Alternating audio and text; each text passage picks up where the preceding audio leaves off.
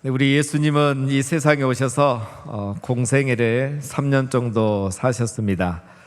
공생애를 사시는 동안 제자들을 훈련하시면서 대부분의 시간을 보내셨습니다. 이제 제자 훈련의 그 시간이 마무리되어 가고 있습니다. 요한복음 13장에서 16장은 바로 제자 훈련의 마지막 수업이다라고 말할 수 있습니다. 우리는 이것을 또 예수님의 고별 설교다라고 했습니다. 13장, 14장은 예수님의 첫 번째 고별 설교이고 15, 16장은 예수님의 두 번째 마지막 고별 설교입니다. 이 고별 설교의 핵심은 두 가지입니다. 예수님이 이제 떠나신다는 것, 그리고 예수님이 떠나시면 성령님이 오신다는 것, 이 두 가지를 이렇게 말씀하고 계시는 겁니다. 예수님은 이 말씀을 이 고별설교에서 계속 반복해서 말씀하고 있습니다. 예수님이 반복하시는 이유가 있습니다. 제자들이 이 말씀을 아직까지 이해하지 못하고 있기 때문입니다. 여러분, 우리는 이 말씀을 쉽게 이해할 수 있습니다. 왜냐하면 이 말씀이 이미 성취되었기 때문에 우리는 이해하는 데 어려움이 없습니다. 그러나 제자들은 아직 예수님의 부활과 승천을 보지 못했고 또 성령님을 전혀 알지 못하기 때문에 예수님의 이 말씀을 사실 이해하기 어려운 것입니다. 만약 제자들이 이 말씀을 처음부터 이해했다면 지금 마음에 근심할 일이 없겠죠. 오히려 예수님이 떠나는 것이 그들에게 더 유익하다는 것을 그들은 알았을 것입니다. 예수님이 떠나시고 성령님이 이 땅에 오시는 것, 이것은 제자들이 누리는 큰 유익 중에 한 가지입니다. 지난주에 우리는 이것을 살펴봤습니다. 예수님이 떠나시고 진리의 성령이 오시면 성령께서 이 세상의 죄와 불의와 잘못된 심판에 대해서 책망하신다고 했죠. 그리고 두 번째는 제자들을 진리 가운데로 인도하신다고 했습니다. 즉 제자들이 진리를 깨닫고 예수님을 알고 제대로 믿도록 성령께서 도와주신다고 했습니다. 우리 예수님께서는 육신을 입고 이 세상에 오셨기 때문에 하지 않았고 또 할 수 없었던 것들이 있었지만 진리의 영이신 성령님이 이 땅에 오시면 우리는 이런 많은 유익들을 누릴 수 있게 되는 것입니다. 그런데 정작 중요한 것은 우리 제자들이 아직까지 예수님의 이런 말씀을 전혀 이해하지 못하고 있다는 거죠. 제자들이 예수님의 말씀을 바로 이해하지 못하는 것은 또 예수님도 사실 약간 수수께끼처럼 말씀을 하셨기 때문입니다. 오늘 16절 말씀에 보면 조금 있으면 너희가 나를 보지 못하겠고 또 조금 있으면 나를 보리라. 예수님이 최근에 와서 계속 조금 있으면이란 말을 자주 사용하십니다. 조금 있으면, 이 표현을 이미 이 앞에서도 4번이나 사용하셨는데 오늘 16절에서 19절에 보면 벌써 이 표현이 7번이나 나옵니다. 제자들은 이 말씀이 너무 어려웠던 거예요. 도무지 이해할 수가 없었던 겁니다. 그래서 17절에 보면 제자 중에서 서로 말하되 우리에게 말씀하신 바 조금 있으면 나를 보지 못하겠고 또 조금 있으면 나를 보리라 하시며 또 내가 아버지께로 감이라 하신 것이 무슨 말씀이냐 하고 서로 문의하고 의논을 했던 것입니다. 제자들은 예수님의 말씀 중에 특별히 조금 있으면 이란 표현을 전혀 이해를 못했습니다. 여러분, 우리는 이 말씀을 사실 이해하는데 어려움이 없죠. 조금 있으면 나를 보지 못하겠고, 이 말씀이 의미하는 것은 예수님의 죽음이죠. 조금 있으면 예수님이 죽기 때문에 제자들은 예수님을 보지 못하는 겁니다. 두 번째, 또 조금 있으면 나를 보리라. 이 말씀은 예수님의 부활과 성령님의 오심을 말하죠. 예수님은 죽으시지만 부활하신 후에 제자들에게 다시 찾아와서 만나고 제자들을 보게 되게 되는 거죠. 하지만 제자들은 이것을 전혀 알지 못합니다. 부활과 승천, 성령을 모르기 때문이죠. 그런데 이 제자들은 감히 예수님께 이것에 대해서 묻지도 못하고 서로 물어보면서 의논만 하고 있었습니다. 예수님은 제자들이 이렇게 서로 의논하면서 궁금해하고 있다는 것을 아셨습니다. 19절에 예수께서 그 묻고자 함을 아시고 이르시되 내 말이 조금 있으면 나를 보지 못하겠고 또 조금 있으면 나를 보리라 함으로 서로 문의하느냐. 제자들이 속으로 궁금해하고 서로 이렇게 묻고 토론하고 있다는 것을 예수님이 아셨다는 거죠. 이걸 보면 여러분, 예수님은 우리의 마음과 생각을 우리가 말하지 않아도 다 알고 계신다는 거예요. 우리들이 궁금해하는 거, 의심하는 거, 더 알고 싶어하는 거, 이것에 대해서 우리 예수님은 그런 우리의 마음과 생각을 다 알고 계십니다. 그래서 여러분, 우리가 뭔가 성경에 대해서, 예수님에 대해서 궁금하고 때로는 의심이 들고 그런 것들이 절대 잘못된 것이 아닙니다. 제자들이 궁금해하고 질문을 할 때 예수님은 항상 제자들에게 답변을 해주셨습니다. 여러분, 우리가 묵상을 할 때, 성경을 읽을 때 궁금해하고 또 질문을 가질 때 우리 예수님은 그것을 아시고 우리에게 말씀해 주시고 우리를 깨닫게 해 주십니다. 그래서 우리는 그런 과정들을 통해서 오히려 우리의 믿음이 더 굳건하게 자라갈 수 있도록 예수님이 우리를 도와주시는 겁니다. 지금 예수님은 제자들의 질문에 서로 문의하는 것을 아시고 답변을 해 주십니다. 그런데 오늘 말씀을 보면 제자들이 궁금해하는 것은 조금 있으면인데 예수님은 그 조금 있으면의 뜻을 해석해 주지 않습니다. 며칠 후면 되는데 며칠이라는 그 말씀을 하시지 않습니다. 이유는 아마도 제자들은 지금 예수님의 죽음이나 부활이나 승천과 또 이 성령님에 대해서 전혀 모르기 때문에, 그리고 며칠만 있으면 이걸 경험하면서 저절로 알게 될 것이기 때문에 예수님이 굳이 이 조금 있으면에 대해서는 설명을 하지 않습니다. 이 때에 대해서는 말씀하시지 않고 조금 있으면, 즉 잠시 후에, 며칠 뒤에 일어날 일에 대해서 예수님이 말씀을 하십니다. 20절에 내가 진실로 진실로 너에게 이르노니 너희는 곡하고 애통하겠으나 세상은 기뻐하리라. 너희는 근심하겠으나 너희 근심이 도리어 기쁨이 되리라. 조금 있으면, 며칠이 지나면 있을 두 가지 일을 예수님이 말씀하시죠. 첫 번째는 너희는 곡하고 애통하겠으나 세상은 기뻐하리라. 이 말씀은 앞에서 예수님이 말씀하신 조금 있으면 나를 보지 못할 것이요와 같은 의미입니다. 조금 있으면 예수님이 죽으시면 제자들은 예수님을 보지 못하고 그래서 곡하고 애통해하며 슬퍼하게 된다는 거죠. 그러나 예수님을 죽인 이 세상은 기뻐하는 겁니다. 왜냐하면 그들은 그들의 목적을 달성했기 때문이죠. 이것이 바로 조금 있으면, 즉 예수님이 죽으시면 제자들이 맞이하게 될 현실인 것입니다. 두 번째는 너희는 근심하겠으나 너희 근심이 도리어 기쁨이 되리라고 말씀하죠. 이 말씀도 앞에서 말씀하셨던 조금 있으면 나를 볼 것이요 라는 말과 같은 의미입니다.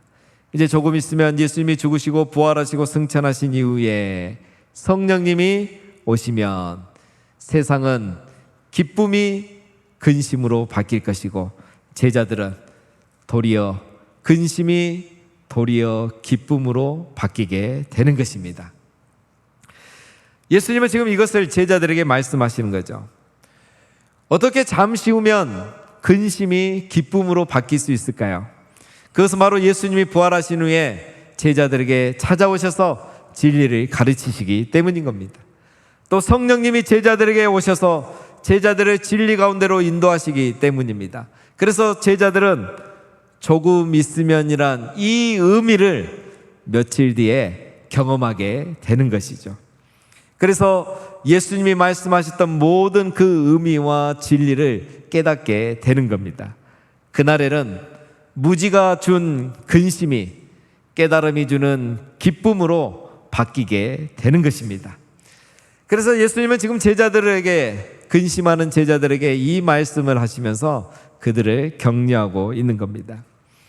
예수님은 계속해서 이 기쁨이 얼마나 큰지, 이 기쁨이란 것이 얼마나 놀라운지를 설명을 하십니다. 먼저 21절에 여자가 해산하게 되면 그때가 이르렀으므로 근심하나 아기를 낳으면 세상에 사람 난 기쁨으로 말미암아 그 고통을 다시 기억하지 아니하느니라. 제자들이 근심한 후에 얻게 될 기쁨을 해산하는 것에 비유해서 말씀하시는 거죠. 임신한 여인이 해산하기 전까지는 걱정이 되고 근심이 되죠. 그리고 해산하는 그 순간에는 또 너무 고통스럽죠.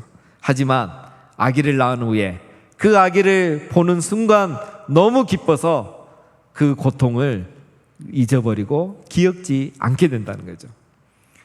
바로 그렇습니다. 이제 잠시 후면 조금 있으면 예수님이 죽으실 것이고, 그래서 제자들은 곡하고 애통하게 되겠지만 또 조금 있으면 성령님이 오실 것이고, 성령님이 오시면 제자들은 예수님에 대한 바른 믿음을 갖게 될 것이고, 그래서 제자들은 너무너무 기쁘기 때문에 당하는 고통과 아픔을 기억하지 못하는 날이 오게 될 거라는 것입니다. 그리고 두 번째, 이 기쁨은 아무도 빼앗을 수 없다고 말합니다. 22절에 지금은 너희가 근심하나 내가 다시 너희를 보리니 너희 마음이 기쁠 것이요 너희 기쁨을 빼앗을 자가 없으리라. 예수님이 부활하신 후에 다시 제자들에게 찾아오시고 성령님이 다시 제자들에게 임재하시면 제자들은 예수님을 바로 믿게 되고, 그래서 그들 안에 기쁨이 다시 회복되기 시작하는데, 그 기쁨은 세상이 또 누구도 빼앗을 수 없는 기쁨이라는 겁니다. 자, 이렇게 예수님이 이론으로 얘기하셨는데, 이것을 쉽게 이해하려면 사도행전을 생각하시면 됩니다. 여러분, 예수님이 잡히신 이후에 제자들은 근심이 가득했죠. 그래서 그들은 예수님을 부인하고 도망갔습니다. 예수님이 잡히신 이후에 그들은 정말 애통해했습니다. 그래서 복음서를 보면 제자들은 근심했는데 사도행전을 보면 제자들은 기쁨이 충만했던 거예요. 오순절날 성령이 임하신 이후에 제자들이 완전히 다른 사람으로 변화된 것입니다. 우리는 그것을 사도행전을 통해서 알 수 있습니다. 예수님께서 제자들에게 지금 이 말씀을 하신 이유를 우리는 이제 알 수 있습니다. 조금 있으면 이런 날이 오기 때문에 내가 죽고 그래서 너희가 곡하고 애통할 것이지만, 그러나 또 조금 있으면 너희가 기뻐할 날이 오기 때문에 끝까지 예수님의 뒤를 따르고 믿음의 길을 가고 제자의 길을 가는 것을 포기하지 말라고 그들에게 격려하시는 겁니다. 너희가 잠깐 슬픔을 당한다고 해서 세상이 주는 거짓 기쁨에 속지 말고 세상이 주는 거짓 승리에도 속지 말라는 겁니다. 끝까지 믿음의 길을 가면 예수님이 주시는 진짜 기쁨을 누리게 될 것이고 예수님이 주시는 진짜 승리를 누리게 될 것이기 때문에 끝까지 이 믿음의 길을 가라고 예수님이 격려하시는 겁니다. 사랑하는 성도 여러분, 우리가 예수님 안에 거하지만 우리는 세상 가운데 살기 때문에 언제나 우리는 근심할 일이 있고요, 애통할 일이 있을 수밖에 없습니다. 때로는 미움도 받고 박해와 핍박을 받을 수밖에 없습니다. 그러나 우리가 끝까지 이 믿음의 길을 가고 예수님을 따라가면 근심이 도리어 기쁨이 되는 날이 올 줄로 믿습니다. 그러면 우리도요, 바울처럼 감옥 안에 있어도 기뻐하고 감옥 같은 현실 속에서도 기뻐할 수 있는 것입니다. 베드로처럼 아무리 핍박을 받아도 기뻐할 수 있고 아무리 현실이 어려워도 우리 안에 기쁨이 충만하게 되는 것입니다. 그리고 그 기쁨은 아무도 또 그 무엇도 빼앗아갈 수 없는 기쁨인 것입니다. 예수님은 제자들에게 두 가지를 더 얘기하십니다. 제자들이 얻는 이 기쁨이 도대체 어떤 기쁨인지, 어떻게 해서 이 기쁨을 얻게 됐는지, 그리고 이 기쁨은 절대 빼앗길 수 없는 두 가지 이유를 말씀하십니다. 첫 번째, 그들이 예수님을 알게 됨으로 이 기쁨을 얻게 되는 겁니다. 그리고 그래서 얻은 그 기쁨은 아무도 빼앗을 수 없다는 거죠. 제자들은 아직 예수님을 제대로 알지 못하고 있습니다. 심지어 예수님이 부활하신 이후에 제자들과 함께 40일 있었는데요, 그래도 제자들이 예수님을 잘 몰랐어요. 그래서 예수님이 승천하신 날 제자들이 예수님에게 질문합니다. 이제 하나님의 나라가 임하는 겁니까? 이 말은 이제 로마가 멸망하고 우리 이스라엘이 로마로부터 해방하는 겁니까? 드디어 우리에게 자유가 주어지는 겁니까? 이런 질문을 하고 있었던 거예요. 제자들이 아직도 예수님을 모르고 복음을 모르고 하나님 나라를 전혀 모르고 있다는 거예요. 그런데 며칠 후 진리의 성령이 오시면 어떤 일이 일어납니까? 23절에 그날에는 너희가 아무것도 내게 묻지 아니하리라. 여기서 그날은 성령님이 오시는 날을 말합니다. 성령님이 오시는 오순절날부터는 제자들이 예수님을 온전히 알게 된다는 것입니다. 예수님이 함께 계셔도 예수님을 몰랐는데, 예수님이 아무리 설교를 많이 해줘도 예수님을 제대로 몰랐는데, 성령님이 제자들에게 오셔서 제자들을 진리 가운데로 인도하시니까 제자들이 진리를 깨닫게 되고 하나님 나라를 이해하게 되고 복음을 확신하게 되고, 그래서 제대로 믿고 제대로 전하는 사도로 변화되는 것입니다. 여러분, 사도행전을 보면 우리 제자들이 하루아침에 변화하는 것을 우리가 볼 수 있습니다. 베드로를 생각해 보십시오. 여러분, 베드로는 복음서에서는 늘 엉뚱한 질문하고 엉뚱한 소리를 했었는데, 사도행전에서 베드로는 복음을 유창하게 설교하고 하나님 나라를 가는 곳마다 전파하는 사람이 된 것입니다. 예수님 옆에 늘 따라다녀도 하지 못했던 일을 진리의 성령이 오신 이후에는 예수님께 묻지도 않고 그 복음을 확신하고 전하는 사람이 된 것입니다.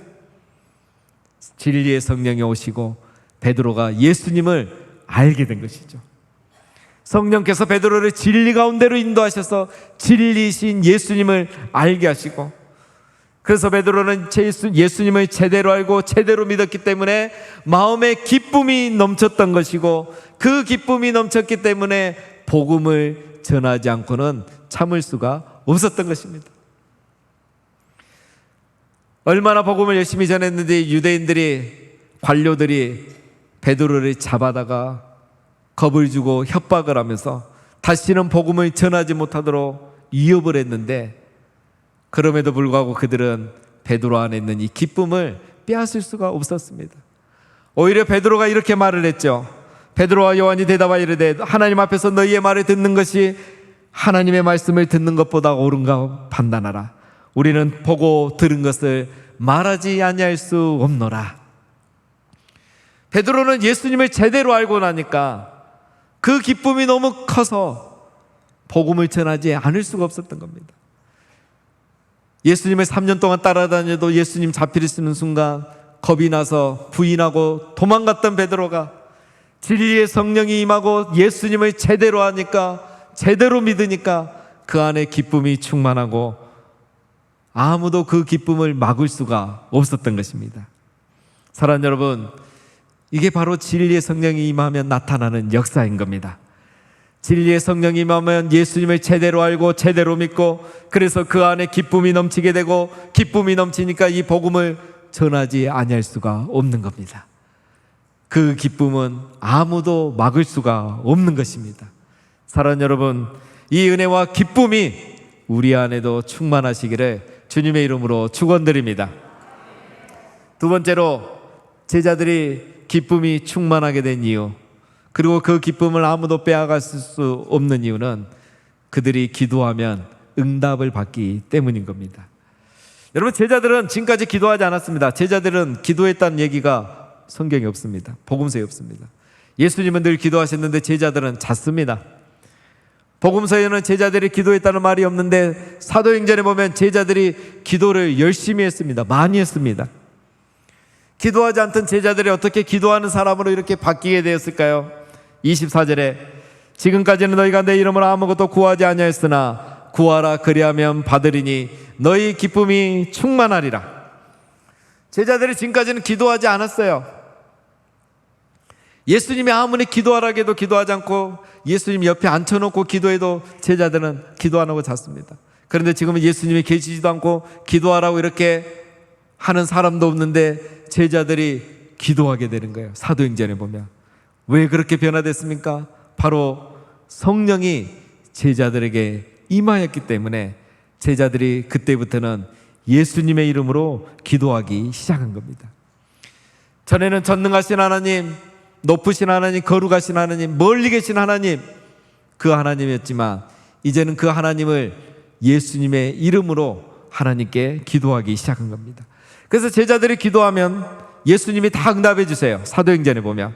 그러니까 제자들은 기쁨이 충만해지고 아무도 그 기쁨을 빼앗을 수가 없는 거죠. 그래서 사도행전은 이 사도들이 멈추지 아니하고 기쁨으로 복음을 전하는 내용이 계속 나오는 겁니다. 몇 가지만 살펴봐도 우리가 기억이 나지 않습니까? 베드로가 기도하니까 안진뱅이가 일어날 수 있도록 예수님이 응답을 해주십니다. 베드로가 감옥에 갇혀 있을 때 성도들이 베드로를 위해서 기도하니까 예수님이 천사를 보내서 천사가 잠자는 베드로를 깨워가지고 감옥에서 나오게 해줍니다. 사도행전에 보면 성도들이나 사도들이 기도할 때마다 예수님이 다 응답해 주셨고, 그래서 사도들 안에, 교회의 성도들 안에 기쁨이 충만했던 것입니다. 그래서 그들은 어떠한 핍박이 와도 박해가 와도 끝까지 견뎌내고 교회는 날마다 흥왕하고 믿는 자의 수는 날마다 더 많아졌던 것입니다. 우리는 궁금한 게 한 가지 있습니다. 진리의 성령이 오시면 어떻게 이런 일이 일어날 수 있는가 하는 겁니다. 예수님도 안 됐던 일을 어떻게 제자들은 지금 이렇게 기도하는 사람이 될 수 있었는 겁니다. 로마서가 답을 줍니다. 너희는 다시 무서워하는 종의 영을 받지 아니하고 양자의 영을 받았으므로 우리가 아빠 아버지라고 부르짖느니라. 성령이 친히 우리의 영과 더불어 우리가 하나님의 자녀인 것을 증언하시나니. 여러분, 하나님이 예수님의 죽음과 부활 승천을 통해서 예수님의 구속의 사건을 통해서 우리를 양자 삼으셨다는 거예요. 그리고 우리에게 진리의 영, 양자의 영을 보내주신 거예요. 그래서 우리는 그 순간부터는 하나님을 아빠, 아버지라고 부르면서 예수님의 이름으로 기도하기 시작한 거예요. 이거는 예수님이 기도하라고 가르쳐서 된 일이 아니라는 거예요. 진리의 영, 양자의 영, 성령께서 오심으로, 그래서 우리를 양자 삼아 주셨기 때문에 제자들이 사도행전부터는 하나님께 예수님 이름으로 아바 아버지라고 부르며 기도하기 시작한 겁니다. 그전에는 거룩하신 하나님, 높으신 하나님, 저 멀리 계신 하나님이었는데 이제는 하나님을 아버지라 부르면서 예수님의 이름으로 기도하고 기도할 때마다 응답을 받는 일들이 일어난 것입니다. 사랑하는 여러분, 바로 진리의 성령이 우리 안에 오시면 이처럼 우리는 하나님 아버지께 기도하게 되고 예수님은 하나님의 자녀인 우리의 기도를 응답해 주시고, 그래서 우리 안에는 항상 기쁨이 넘치게 되어 있는 것입니다. 그러니 제자들이 지금 근심할 일이 있으나 근심하지 말라고 말씀하시는 거고, 우리들 역시 세상 가운데 살면서 근심할 일이 많으나 걱정할 필요가 없다고 예수님이 말씀하시는 겁니다. 사랑하는 여러분, 진리의 성령이 오시면 우리에게 이렇게 큰 유익이 있는 것입니다. 진리의 성령이 우리 안에 오셨기 때문에 우리가 예수님을 제대로 알고 제대로 믿음으로 우리 안에 기쁨이 충만해졌던 것입니다. 진리의 성령이 우리 안에 오심으로 기도하지 않던 사람이 기도하기 시작한 겁니다. 그리고 그 사람이 기도하기 시작하면 응답이 되기 시작하고, 그래서 그 사람 안에 기쁨이 넘치고, 그래서 항상 기뻐하며 신앙생활을 하게 되어 있는 것입니다. 이게 바로 진리의 성령이 우리 안에 오시면 우리 안에 기쁨이 넘치는 이유인 것입니다. 사랑하는 성도 여러분, 이런 기쁨이, 이런 평안이 우리 안에 항상 충만하시기를 주님의 이름으로 축원드립니다. 오늘 예수님은 제자들에게 미리 말씀해 주십니다. 조금 있으면 있을 일, 잠시 후면 일어날 이 놀라운 일을 제자들에게 말씀해 주셨습니다. 조금 있으면 나는 죽을 것이다. 그러나 조금 있으면 나는 부활할 것이고 떠나지만 성령님이 너희에게 올 것이다. 조금 있으면 내가 죽기 때문에 너희는 근심할 것이나, 그러나 또 조금 있으면 너희가 나를 알게 될 것이고 기도하면 응답을 받게 될 것이고, 그래서 너희 근심이 도리어 기쁨으로 바뀌게 될 것이다. 조금 있으면 내가 죽으면서 세상이 나를 이긴 것처럼 보이겠지만, 그러나 또 조금 있으면 내가 부활함으로 세상을 이길 것을 너희들이 보게 될 것이다. 그래서 예수님이 제자들에게 하는 말은 이거죠. 그러니 제자들아, 너희가 이것을 믿고 세상에서는 환난을 당하나 담대하게 살라고 말씀하시는 겁니다. 33절 말씀이 바로 이 고별설교의 결론입니다. 이것을 너에게 이르는 것은 너희로 내 안에서 평안을 누리게 하려 함이라. 세상에서는 너희가 환난을 당하나 담대하라. 내가 세상을 이기었노라. 사랑하는 여러분, 이 말씀 안에 오늘 제자들을 향한, 우리들을 향한 예수님의 마음이 담겨 있습니다. 세상에서 근심할 일 많으나 우리가 평안과 기쁨 가운데 살아가기를 우리 예수님은 원하고 계시는 겁니다. 우리가 세상에서는 환난을 당하나 우리가 담대하게 살아가기를 예수님은 원하고 계십니다. 왜냐하면 예수님이 이미 세상을 이기셨기 때문입니다. 그래서 제자들에게는 조금 있으면 예수님이 죽으시고 부활하심으로 세상을 이길 것이기 때문에 너희들은 기뻐하라고 말하는 겁니다. 오늘 우리들에게도 마찬가지입니다. 또 조금 있으면 우리 예수님 다시 재림하심으로 세상을 온전히 이기는 날이 올 것입니다. 그래서 제자들은 이것을 믿고 기쁨과 평안을 누리며 담대하게 살아가기를 원하신 것입니다. 사랑하는 성도 여러분, 예수님은 우리를 향해서도 동일한 말씀을 주십니다. 오늘 우리가 이것을 믿고 세상이 주는 거짓 기쁨에 속지 말고, 세상이 주는 거짓 승리에도 속지 말고, 세상이 주는 거짓 패배에도 속지 말고, 또 조금 있으면 다시 오실 우리 예수님을 기다리고 바라보고 고대하면서 날마다 기쁨과 평안 가운데 살아가시기를, 그리고 세상에서 환난을 당하나 담대하게 살아가시기를 주님은 우리에게 원하고 계십니다.